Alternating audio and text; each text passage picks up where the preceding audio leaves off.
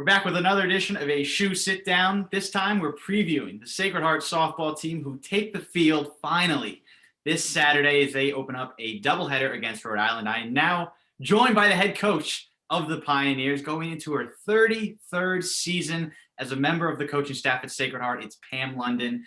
Coach, thanks so much for joining me. What's the team looking like? Well, first, thanks for having me.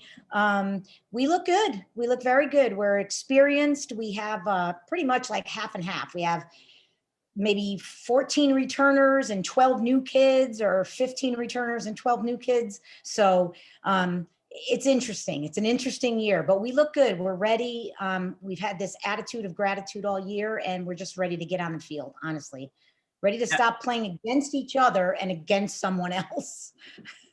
Yeah, I mean, you mentioned it. I mean, everybody knows what happened last year, especially with spring athletes not being able to complete their season. You guys were 16 games into your season. So what is that feeling like now that you are going to have a full schedule as of now and you're practicing and you're getting closer and closer to finally being able to take the field again?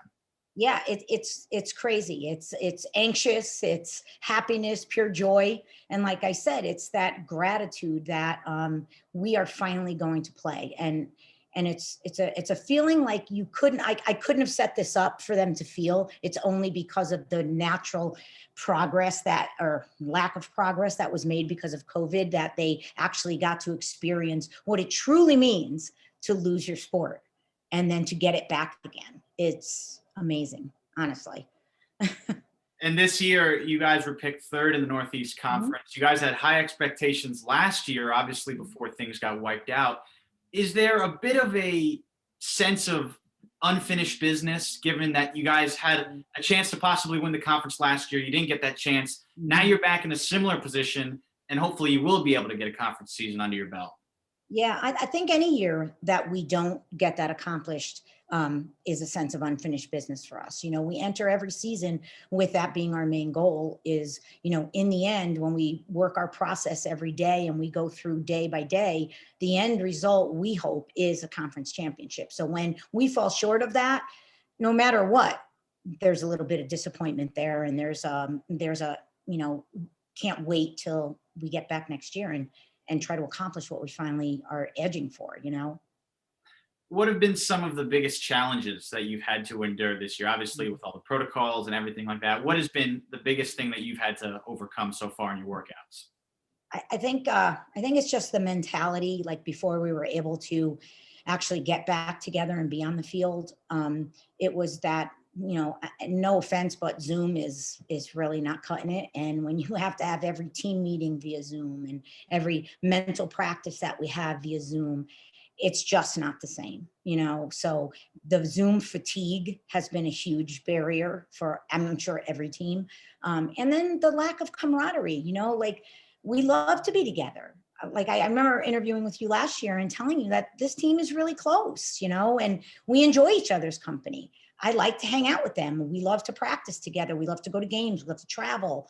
So that lack of camaraderie and missing each other, honestly, just flat out missing each other. Yeah, I want to talk about some of your upperclassmen, specifically the four seniors that you had named as captains, and Colleen Walsh, Kylie Harvey, Kira Ferriolo, as well as Caroline Kruger. What have you seen from them from a leadership perspective, especially these past 12 months? And then how do you hope to see that continue into the season as they lead this team this year?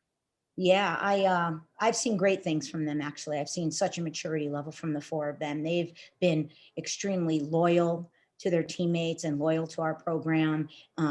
They've stepped right up. They've led the way this entire time from fall till now. And even over the summer, you know, they were constantly keeping in touch with their teammates, even though they didn't know the new kids yet. You know, our freshmen, they didn't even know them yet. But they tried their best to reach out, to get to know them. And it's hard to get to know your team when you can't be with your team, you know? So they've done a lot of that, a lot of reaching out. And then now on the field itself, they lead by example. They do the right things. They say the right things at practice, and they show a work ethic that these kids can emulate. And that's what's most important to me. You know, we always talk about passing the torch. How do you want to be remembered, you know? And these four really, they really take that to heart. they want to be remembered as good leaders, and they want to make this program better, and they want to make their team better. Most of the time when you guys start your season, you guys are typically down south. You're in Florida competing in invitationals, mostly because you want the warm weather when you begin and then make your way back up to Connecticut as spring starts to come. But due to COVID and kind of regionalized games, you open your season at home, which is something I don't think, you can correct me, but I don't think that's ever happened before. So what are these, you know, the extended home games, more home games? What does that mean for the program being able to play on their home field? Well, it's bittersweet, to be honest, because as you know, like when we go away on these trips, that's when a lot of the bonding and the chemistry happens. So we are going to lack that in the beginning. And that's kind of a bummer. But the flip side is, hey, we're home. We get to stay in class. We get to relax in our own beds. You know, we get to come to our stadium that we're used to playing in and play here for a long time.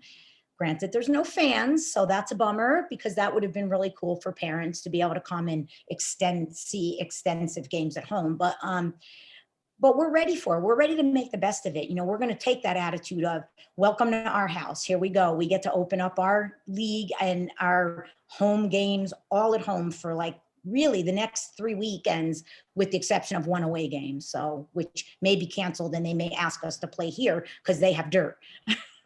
So never thought I'd love turf as much as I do this year. And I want to close with one final question. Like I said at the top of the interview, you've been around the program now this is your 33rd season. You've won Northeast Conference championships. You've been around a successful program. What is the biggest part of the program that you have seen evolve from when you started here to where it is now? I don't know. I think it's just the network of alumni, like the way that we've grown as a family and a tradition. We're a family, softball family rooted in tradition. And the torch is passed. The torch is absolutely passed from generation to generation. Our alumni following is amazing. They support us every step of the way. They want to know today's team. They want to help. And you know, the girls want that. You know, our alumni day is an enormous day for us because we all get to see and meet each other again. So I think for me, the most proud part of this all is that we really have formed a family over the last 33 years who will do things, who will do whatever we can do to facilitate a young lady's life and help her along the way, give her advice, you know, maybe introduce her to somebody who could help her along the way. It's just amazing. It really is. And when you're a part of it, you know, they say that it's like nothing they had really imagined, but they're thrilled that they went through it. After the shortened season last year, Sacred Heart opens their season this coming Saturday. It's a doubleheader against Rhode Island at 11 o'clock. It's when it begins over at Pioneer Park. No fans, but it will be streamed for people to watch. Pam London, thank you so much for joining me. Best of luck in your season.